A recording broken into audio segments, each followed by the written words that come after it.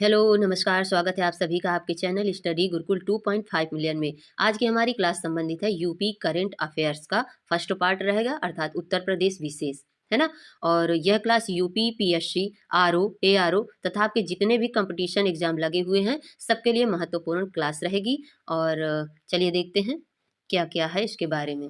देखिए, सबसे पहला चालू होता है कि गोपाल दास नीरज स्मृति पुरस्कार यह कब दिया गया, किसे दिया जाता है, किस संस्थान से दिया जाता है और कितना इसमें रुपया मिलता है पुरस्कार के माध्यम से। तो ये सारी चीज़ें जानकारी डिटेल से देखेंगे।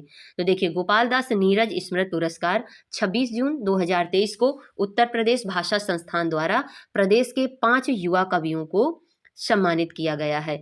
इन सभी कवियों को उनकी रचनाओं के लिए 1-1 लाख रुपए का पुरस्कार दिया गया है।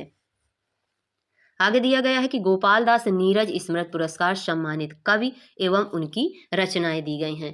पहला नाम है पंजक प्रसून, इनकी रचना का नाम है तब गीतों ने साथ निभाया। दूसरे नंबर पर है निशा सिंह नवल को मिला है, इनकी रचना का नाम है मैं निशा हूँ। डॉक्टर प्रभांशु कुमार को मिला है डॉक्टर प्रभांशु की कलम से काव्य संग्रह के लिए। आगे है कृष्ण कुमार कनक को मिला है उलझाता झवि जाल तुम्हारा रचना के लिए। वेद मित्र शुक्ल को मिला है एक समंदर गहरा भीतर, रचना क्या है, एक समंदर गहरा भीतर। इसको इस तरह भी पूछा जा सकता है कि एक समंदर गहरा भीतर किसकी रचना है, तो ये भी इस तरह याद रखेंगे, है ना, किसकी है, वेद मित्र शुक्ल की। चलिए आगे बढ़ते हैं और आगे देखते हैं। अगला दिया गया है कि अलीगढ़ से पलवल तक ग्रीनफील्ड हाईवे के बारे में बताया गया है। तो देखिए, ये जो ग्रीनफील्ड हाईवे है तो अलीगढ़ को हरियाणा और एनसीआर से जोड़ने वाला अलीगढ़ पलवल हाईवे पर वाहनों का भार कम करने के साथ ही लोगों की सुविधा के लिए ग्रीनफील्ड हाईवे बनाया जाएगा। यह हाईवे कितने लेन का होगा, 6 लेन का होगा। आगे देखते हैं कि भारतीय राष्ट्रीय राजमार्ग प्राधिकरण द्वारा अलीगढ़ से पलवल तक ग्रीनफील्ड हाईवे बनाने का प्रस्ताव तैयार किया गया है ना। तो क्या चीज जो इंपॉर्टेंट है वो खुद ही अंडरलाइन है ना। तो अलीगढ़ पलवल हाईवे 3 राज्यों को आपस में जोड़ता है। आगे देखेंगे कि इस हाईवे से दिल्ली एनसीआर के लिए उत्तर प्रदेश की सीमा जुड़ने के साथ ही हरियाणा की सीमा भी जुड़ती है। चलिए आगे देखेंगे। देखिए नेक्स्ट करंट क्या है कि उत्तर प्रदेश में खुलेगा पहला हेरिटेज पार्क व रेल कोच रेस्टोरेंट। तो देखिए यहाँ पर पहला दे दिया गया है तो इंपॉर्टेंट हो गया है। क्या है, उत्तर प्रदेश में खुलेगा पहला हेरिटेज पार्क व रेल कोच रेस्टोरेंट। आगे दिया गया कि Agra cantt railway station road पर उत्तर मध्य रेलवे और उत्तर प्रदेश का पहला रेल कोच रेस्टोरेंट और हेरिटेज पार्क का निर्माण किया जा रहा है। आगे बढ़ते हैं और आगे देखते हैं क्या दिया गया है, इसी के बारे में थोड़ा सा डिटेल दिया गया है। चलिए देखो नेक्स्ट क्या है कि उत्तर प्रदेश सरकार ने लागू की क्या, LADCS प्रणाली। तो उत्तर प्रदेश सरकार के द्वारा क्या लागू किया गया है, LADCS प्रणाली। उत्तर प्रदेश सरकार ने 22 जून 2023 को प्रदेश की जनता को मुफ्त कानूनी सहायता देने के लिए तथा छोटे छोटे विवादों के समझौते के आधार पर निपटाने के लिए उत्तर प्रदेश राज्य विधिक सेवा प्राधिकरण के तहत 2 वर्ष के लिए कानूनी सहायता रक्षा परामर्श प्रणाली को लागू किया है। ये जो LADCS प्रणाली है यही इसका फुल फॉर्म है, क्या है, legal and defence consultancy system. ठीक, LADCS प्रणाली इसे लागू किया गया है। ये करेगी क्या, तो यह आपराधिक मामलों में सार्वजनिक रक्षक प्रणाली के तर्ज पर आमजन को कानूनी सहायता प्रदान करेगी तथा इसके साथ यह क्या करेगी, यह समाज के कमजोर वर्गों को प्रभावी और कुशल कानूनी सेवाएं प्रदान करेगी। साथ ही साथ यह पात्र व्यक्तियों को आपराधिक मामलों में गुणात्मक और सक्षम कानूनी सेवाएं प्रदान करेगा। किसी के द्वारा किए जा रहे अवैध व्यापार से पीड़ित इसका सीधा लाभ ले सकते हैं। अब आगे बढ़ते हैं और अगला अभियान देखते हैं क्या दिया गया है, उत्तर प्रदेश में चालू किया गया है। तो देखिए एक अभियान है जिसका नाम है शक्ति दीदी अभियान। शक्ति दीदी अभियान कहाँ चालू किया गया, यूपी में चालू किया गया है ना। इसके बारे में डिटेल देखेंगे कि है क्या। तो उत्तर प्रदेश के गौतम बुद्ध नगर में पुलिस के नेतृत्व में 22 जून 2023 को महिला सुरक्षा को लेकर मिशन शक्ति के तहत शक्ति दीदी अभियान की शुरुआत की गई है ना। तो यह महिलाओं के लिए है। और आगे क्या है कि शक्ति दीदी के तहत इस अभियान में शहर हो, गांव हो या सोसाइटी, सभी वर्ग की महिलाओं को इसमें जोड़ा जाएगा। आगे दिया है कि महिलाओं को मिलने वाली सरकारी योजनाओं का लाभ भी शक्ति दीदी अभियान के तहत किया जाएगा। तो शक्ति दीदी अभियान कहाँ का है, यूपी का है। आगे बढ़ते हैं और नेक्स्ट देखते हैं। आगे दिया गया है कि उत्तर प्रदेश टाउनशिप नीति 2023। तो टाउनशिप नीति कहाँ की है? उत्तर प्रदेश की है, 2023 की। तो उत्तर प्रदेश मंत्रिमंडल ने 28 जून 2023 को उत्तर प्रदेश टाउनशिप नीति 2023 को स्वीकृति प्रदान की है ना। और इसके बारे में डिटेल है कि इस नीति का उद्देश्य क्या है कि निजी निवेश के माध्यम से सुनियोजित नगरीय विकास को प्रोत्साहित करते हुए जन सामान्य के लिए उचित मूल्य पर आर्थिक, सामाजिक, पर्यावरणीय दृष्टि से बेहतर गुणवत्ता वाली नागरिक सुविधाओं से युक्त आधुनिक टाउनशिप का विकास करना है। आगे देखो, इसमें दिया गया है कि इस नीति से नगरों के सुनियोजित विकास को बढ़ावा मिलेगा तथा निजी क्षेत्र में रोजगार सृजन में वृद्धि होगी। चलिए आगे बढ़ते हैं और इसी के बारे में दिया गया है ना। चलिए आगे देखते हैं। आप देखिए क्या किया गया है। उत्तर प्रदेश बना भारत का शीर्ष चीनी उत्पादक राज्य। इसके बारे में डिटेल है कि उत्तर प्रदेश एक बार फिर से भारत का शीर्ष चीनी उत्पादक राज्य बन गया है। चीनी उत्पादन में उत्तर प्रदेश ने महाराष्ट्र को पीछे किया है। महाराष्ट्र को पछाड़कर उत्तर प्रदेश शीर्ष पर आ गया है। 2022 में महाराष्ट्र चीनी उत्पादन में उत्तर प्रदेश को पीछे छोड़ भारत का शीर्ष चीनी उत्पादक राज्य बना था महाराष्ट्र, लेकिन अब क्या हुआ है 2023 में उत्तर प्रदेश ने महाराष्ट्र को पीछे छोड़कर स्वयं शीर्ष स्थान पर आ गया है। चलिए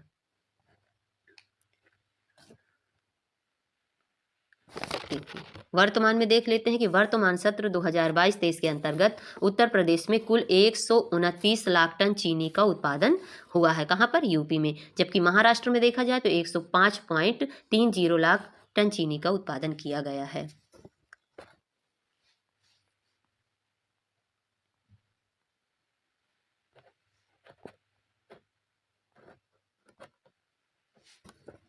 देखिए यहाँ से भी क्वेश्चन बन जाता है ना कि उत्तर प्रदेश में कुल 2348 लाख टन गन्ने का उत्पादन हुआ है। महाराष्ट्र का हमें देखना नहीं है। इसके बाद आगे देखेंगे कि 2022-23 में उत्तर प्रदेश में चीनी मिलों की कुल गन्ने की पिराई कितनी हुई है, तो 1084.57 लाख टन थी। जबकि महाराष्ट्र का दिया गया है तो 1053 लाख टन थी। उत्तर प्रदेश जो इम्पॉर्टेंट है वही देखेंगे। देखो है ना, उत्तर प्रदेश में कुल 157 चीनी मिलें हैं। पूछा जा सकता है कि उत्तर प्रदेश में अभी कुल कितनी चीनी मिलें हैं, तो 157 चीनी मिलें हैं, जिनमें 118 परिचालन में हैं। जबकि महाराष्ट्र का दिया गया है तो 246 मिलों में 210 परिचालन में हैं। आगे देखते हैं कि आगे क्या दिया गया है। देखिए आगे एक नया कार्यक्रम है दिया गया है। देखो तो कौन सा कार्यक्रम है? ग्रामीण बच्चों के लिए ऑनलाइन शिक्षा कार्यक्रम, जिसका नाम क्या है? पहल।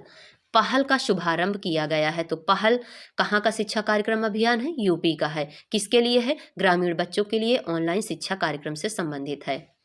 आगे दिया गया है कि उत्तर प्रदेश सरकार ने 15 मई 2023 को राजकीय यूपी सैनिक इंटर कॉलेज लखनऊ में एक ऑनलाइन ग्रामीण शिक्षा कार्यक्रम, जिसका नाम क्या है? पहल का शुभारंभ किया गया है। आगे दिया गया है कि यह कार्यक्रम माध्यमिक शिक्षा विभाग द्वारा आईआईटी कानपुर के सहयोग से तैयार किया गया है। इस कार्यक्रम का उद्देश्य यह है कि जो ग्रामीण बच्चे हैं उनको शैक्षिक अवसर प्रदान करना है, जिनकी गुणवत्तापूर्ण शिक्षा सीमित पहुंच हो। आगे दिया गया है कि पहल ग्रामीण और शहरी क्षेत्रों के बीच शिक्षा की खाई को कम करने के लिए बनाया गया है। इस कार्यक्रम के तहत प्रारंभिक चरण में राज्य के 10 सरकारी माध्यमिक विद्यालयों में मुफ्त ऑनलाइन शिक्षा प्रदान की जाएगी, है ना। और मुफ्त ऑनलाइन शिक्षा प्रदान करने का जो कार्यक्रम है उसका नाम क्या है? पहल कार्यक्रम के अंतर्गत। और साथ साथ इसमें दिया गया है कि इसमें विज्ञान और गणित से जुड़ी नवीनतम जानकारी भी प्रदान की जाएगी। आगे बढ़ते हैं और अगला देखते हैं। देखिए एक ये चीज़ दी गई है। क्या दिया गया है कि उत्तर प्रदेश बच्चों के लिए डिजिटल हेल्थ कार्ड बनाने वाला पहला राज्य बना है। पूछा जा सकता है, क्या पूछा जाएगा कि कौन सा राज्य पहला बना है जो बच्चों के लिए डिजिटल हेल्थ कार्ड बनाएगा? तो कौन सा राज्य है? यूपी राज्य है। देखिए इसमें दिया गया है कि बच्चों के लिए डिजिटल हेल्थ कार्ड बनाने वाला उत्तर प्रदेश देश का पहला राज्य बन गया है। उत्तर प्रदेश सरकार ने 6 मई 2023 को हर छात्र को गुणवत्तापूर्ण शिक्षा प्रदान करने के लिए नगरीय विकास विभाग और लखनऊ स्मार्ट सिटी के तहत स्कूल हेल्थ प्रोग्राम शुरू किया है। इस पायलट प्रोजेक्ट के तहत लखनऊ स्मार्ट सिटी द्वारा लखनऊ के 3 स्कूलों में स्कूल हेल्थ प्रोग्राम शुरू किए जाएंगे। आगे बढ़ते हैं और इसके बारे में देखते हैं क्या है।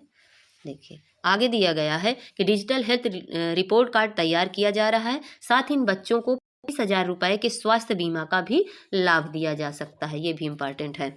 आगे बढ़ते हैं और नेक्स्ट देखते हैं कि उत्तर प्रदेश के 54 उत्पादों को जीआई टैग मिला है। तो भारत के अनेक देसी उत्पाद अंतर्राष्ट्रीय स्तर पर अपनी पहचान बना रहे हैं। सभी लोगों को पता है यह जीआई टैग कितने वर्ष के लिए होता है, 10 वर्ष के लिए होता है और पहचान बना रहे हैं। पहले से ही दुनिया भर में कुछ उत्पादों को लोग काफ़ी पसंद करते हैं, हालांकि विशेष स्थानों से संबंध रखने वाले उत्पादों को अब जीआई टैग भी दिया जाने लगा है। तो ये सारी चीज़ें रहीं। अच्छा, इसी क्रम में चेन्नई स्थित भौगोलिक संकेतक रजिस्ट्री द्वारा अगस्त 2023 में उत्तर प्रदेश के 2 उत्पादों, आगरा का लेदर फुटवियर तथा जलेसर के मेटल क्राफ्ट को, तथा जून 2023 में यूपी के 7 उत्पादों, जिनका नाम क्या है वो भी देख लेते हैं। देखिए, यूपी के 7 उत्पाद हैं, कौन कौन से हैं इनको देख लेते हैं। तो यूपी के 7 उत्पाद हैं, जैसे संभल हार्न क्राफ्ट हो गया, अमरोहा की ढोलक हो गया, महोबा गौरा पत्थर हो गया हस्तशिल्प, मैनपुरी का तारकशी हो गया, बागपत होम फर्निशिंग हो गया, बाराबंकी हैंडलूम प्रोडक्ट हो गया, कालपी हस्त निर्मित कागज को जीआई टैग प्रदान किया गया है। ठीक, अमरोहा की ढोलक के बारे में देखेंगे कि अमरोहा की ढोलक है तो यह प्राकृतिक लकड़ी, आम, कटहल और सागौन की लकड़ी से बना संगीत वाद्य यंत्र है, जिसे अमरोहा या ढोलक समझ लेते हैं आप। जब सब लोगों ने देखा होगा कि घरों में बजाई जाती है उसी तरह की ढोलक है ना। इसके बाद महोबा गौरा पत्थर हस्तशिल्प के बारे में दिया गया है। तो यह अद्वितीय और नरम पत्थर से बना शिल्प है, जिसे वैज्ञानिक रूप में किस नाम से जाना जाता है, तो पायरो फ्लाइट स्टोन के नाम से जाना जाता है। किसे? महोबा गौरा पत्थर को। आगे बढ़ेंगे और देखते हैं, यूपी का मैनपुरी तारकसी को जीआई टैग मिला है। तो यह क्या है? तो लकड़ी पर पीतल के तार जो जड़ने का लोकप्रिय कला रूप है, जिसका उपयोग खड़ौस बनाने के लिए किया जाता है, इसे भी जीआई टैग दिया गया है। संभल हार्न शिल्प, यह मृत जानवरों से प्राप्त कच्चे माल से बना हस्त निर्मित शिल्प होता है, जिसे संभल हार्न शिल्प के नाम से जाना जाता है। आगे दिया है बागपत होम फर्निशिंग। तो बागपत और मेरठ ने अपने असाधारण हथकरघा होम फर्निशिंग उत्पादों के लिए प्रसिद्धि प्राप्त की है। तो यह एक हथकरघा बुनाई प्रक्रिया है, जो विशेष रूप से सूती धागे का उपयोग इसमें किया जाता है। आगे है यूपी का क्या था, एक बाराबंकी हथकरघा उत्पाद। बाराबंकी और इसके पड़ोसी क्षेत्र लगभग 50,000 बुनकरों और 20,000 करघरकों का यह घर है। आगे दिया है कालपी हस्त निर्मित कागज।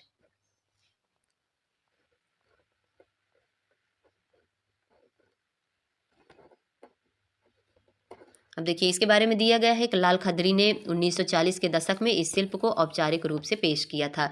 इससे पहले अप्रैल 2023 में उत्तर प्रदेश के 10 उत्पादों को जीआई टैग मिला था, जिसमें मशहूर बनारसी पान था, बनारस का लंगड़ा आम था, रामनगर का भंटा था मतलब बैंगन, और आदम चीनी चावल जैसे प्रमुख उत्पाद भी इसमें शामिल हैं। तो विशेष चीज इसमें यह दिया गया है कि उत्तर प्रदेश के अब 54 उत्पादों को अब तक जीआई टैग मिल चुका है, यही हमें याद रखना है। ठीक, आगे बढ़ते हैं और देखते हैं कि यूपी सरकार की 800 मेगावाट की 2 थर्मल पावर परियोजनाओं को मंजूरी दी गई है। कौन कौन सी हैं उनका नाम भी देख लेते हैं। देखिए, दिया गया है कि उत्तर प्रदेश के मुख्यमंत्री योगी आदित्यनाथ मंत्रिमंडल ने 12 जुलाई 2023 को सोनभद्र के ओबरा में 2 ताप विद्युत परियोजनाओं को मंजूरी प्रदान की गई है।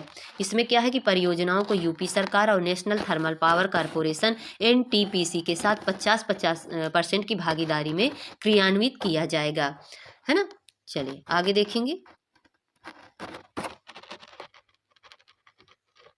अगला है कि उत्तर प्रदेश शिक्षा चयन आयोग के गठन को मंजूरी मिल गई है। तो इसमें दिया गया है कि बहुप्रतीक्षित उत्तर प्रदेश शिक्षा सेवा चयन आयोग के गठन को 1 अगस्त 2023 को मंजूरी मिल गई है। आयोग के माध्यम से उच्च से लेकर बेसिक शिक्षा अनुदेशकों, सहायता प्राप्त अल्पसंख्यक कॉलेजों के शिक्षकों की भर्ती की जाएगी, और इसका मुख्यालय कहाँ होगा? प्रयागराज में इसका मुख्यालय होगा। चलिए आगे बढ़ते हैं और देखते हैं।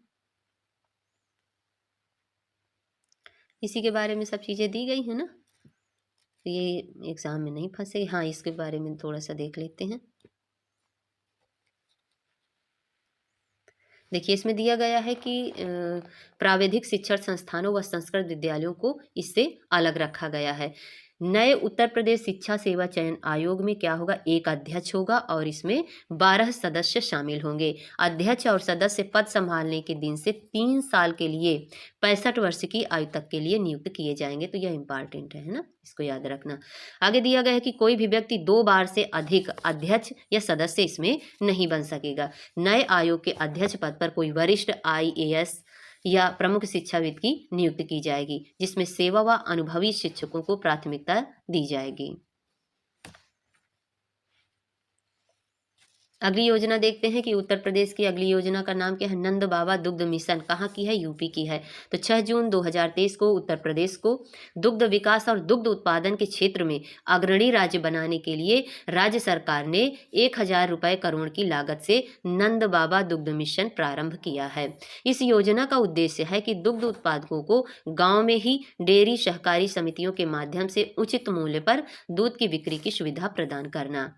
आगे दिया गया है कि गोमती नगर में नंद बाबा दुग्ध मिशन का कार्यालय खोलने के साथ ही एक डेयरी विकास पोर्टल और नंद बाबा मिशन के लोगों को भी अनावरण किया गया है।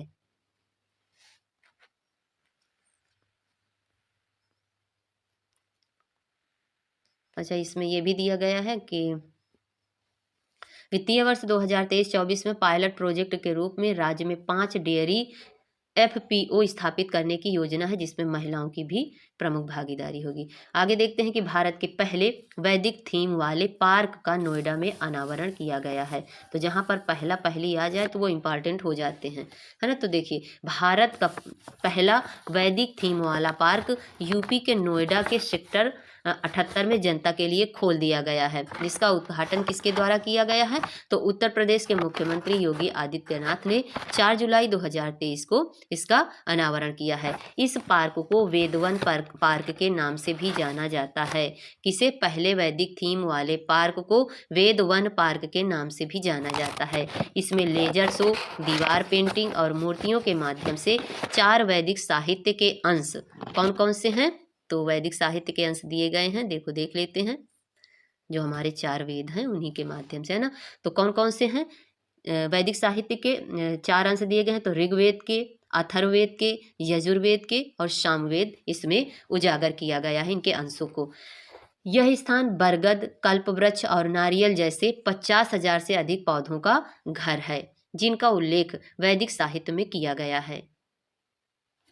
आगे है, पार्क का निर्माण जनवरी 2021 में शुरू हुआ। इसके निर्माण पर लगभग 27 करोड़ रुपए खर्च आया है। पार्क को 7 क्षेत्रों में विभाजित किया गया है। देखो, यहाँ पर इंपॉर्टेंट हो गया, पार्क को कितने भागों में विभाजित किया गया है, 7 क्षेत्रों में विभाजित किया गया है। प्रत्येक का नाम प्रसिद्ध वैदिक ऋषियों के नाम पर रखा गया है।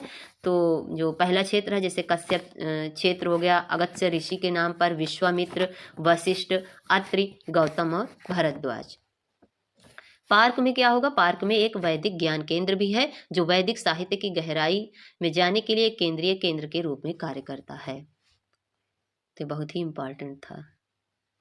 चलिए आगे देख रहे हैं कि लखनऊ में टेक्सटाइल पार्क को मंजूरी दी गई है। तो उत्तर प्रदेश के लखनऊ में टेक्सटाइल पार्क को मंजूरी मिली है। लखनऊ हरदोई सीमा पर 1000 एकड़ से अधिक जमीन पर PPP मॉडल के तहत मेगा टेक्सटाइल पार्क स्थापित किया जाएगा। इस प्रोजेक्ट को 17 मार्च 2023 को केंद्र सरकार की मंजूरी भी मिल गई है। इसमें संत Kabir PM Mitra textile and apparel park limited के नाम से यूपी में स्थापित होने वाला मेगा टेक्सटाइल पार्क भी शामिल है। इस परियोजना पर करीब 1200 करोड़ रुपए की लागत आएगी।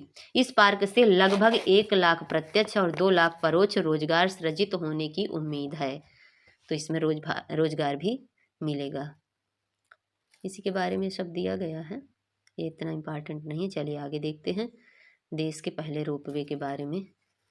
देखिए, देश के पहले रोपवे का वाराणसी में शिलान्यास किया गया है। तो देश का पहला है और कहाँ पर, यूपी में, यूपी के वाराणसी में रोपवे का शिलान्यास किया गया है। इसके बारे में डिटेल देखेंगे कि प्रधानमंत्री नरेंद्र मोदी ने 24 मार्च 2023 को वाराणसी में देश के पहले पब्लिक रोपवे नेटवर्क, है ना, अर्बन ट्रांसपोर्ट रोपवे की आधारशिला रखी गई है। और इससे क्या होगा कि जनता को ट्रैफिक समस्याओं से मुक्ति मिलेगी। आगे है कि वाराणसी के अलावा दुनिया में लापाज और मैक्सिको सिटी में अर्बन ट्रांसपोर्ट रोपवे हैं। तो वाराणसी के अलावा पूछा जाए तो दुनिया में कौन सा है? लापाज और मैक्सिको सिटी में अर्बन ट्रांसपोर्ट रोपवे हैं। आगे दिया गया है कि कैंट रेलवे स्टेशन में गोदौलिया तक इस रोपवे का निर्माण किया जाएगा, जिसकी लंबाई पूछी जाए तो 3.8 किलोमीटर इसकी लंबाई होगी। इस रोपवे पर कुल 5 स्टेशन कैंट, विद्यापीठ, रथ यात्रा, गिरजाघर और गोदौलिया होंगे।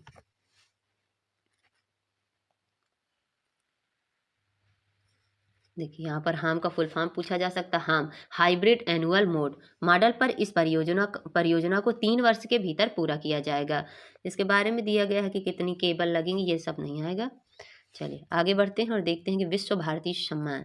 तो विश्व भारती सम्मान के बारे में डिटेल से दिया गया कि उत्तर प्रदेश संस्कृत संस्थान के सर्वोच्च पुरस्कार, जिसका नाम क्या है? विश्व भारती, से इलाहाबाद विश्वविद्यालय के संस्कृत विभाग के पूर्व विभागाध्यक्ष, जिनका नाम क्या है? प्रोफेसर हरिदत्त शर्मा को 29 मार्च 2023 को सम्मानित किया गया। तो विश्व भारती सम्मान किसे मिला है 2023 का? यूपी का प्रोफेसर हरिदत्त शर्मा को दिया गया है। ठीक, तो आज की क्लास हमारी यहीं से समाप्त होती है। वीडियो अच्छी लगे तो लाइक करें, शेयर करें, सब्सक्राइब करें, अपना सहयोग बनाए रखें, ज़्यादा से ज़्यादा इसे शेयर करें। Thanks for watching.